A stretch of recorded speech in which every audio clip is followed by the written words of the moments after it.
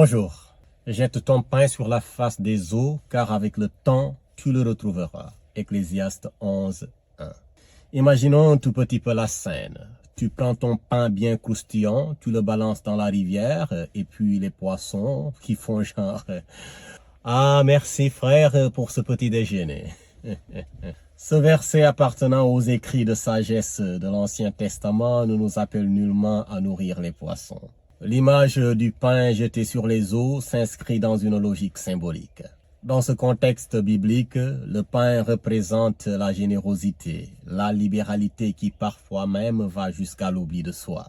Les eaux, quant à elles, évoquent l'incertitude, l'inconnu. Jeter donc son pain sur les eaux, c'est accepter de sacrifier ce qui nous est précieux. Ah, si je lui donne cet argent, comment est-ce que je vais faire maintenant pour assurer la dépense quotidienne? Je veux bien l'aider, mais il risque à la longue d'être beaucoup plus apprécié que moi. Son ministère pourrait connaître beaucoup plus de succès que le mien. Et d'ailleurs, je ne suis même pas sûr qu'il puisse me rendre l'ascenseur.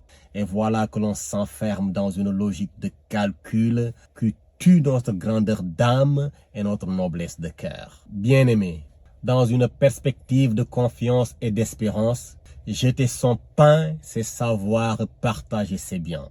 C'est investir dans la vie d'autrui, même si le retour sur investissement n'est ni immédiat ni garanti. Cependant, ce qui est certain, c'est qu'avec le temps, tu le retrouveras.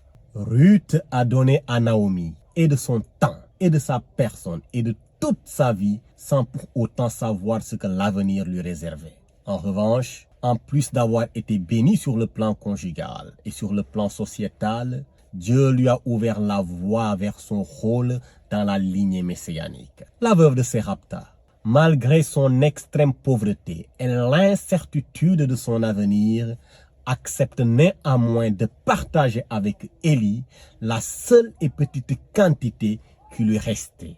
Mais en retour, Dieu accomplit cette promesse dans sa vie. La jarre de farine ne se videra pas et la cruche d'huile ne s'épuisera jamais jusqu'au jour où l'Éternel enverra la pluie sur la terre. 1 Roi 17, 14. Alors ne sois pas radin, sème, partage, donne. Car tout ce que tu offres avec foi et amour, Dieu le multipliera et le fera revenir vers toi en forme de bénédiction inattendue. Que Dieu te bénisse.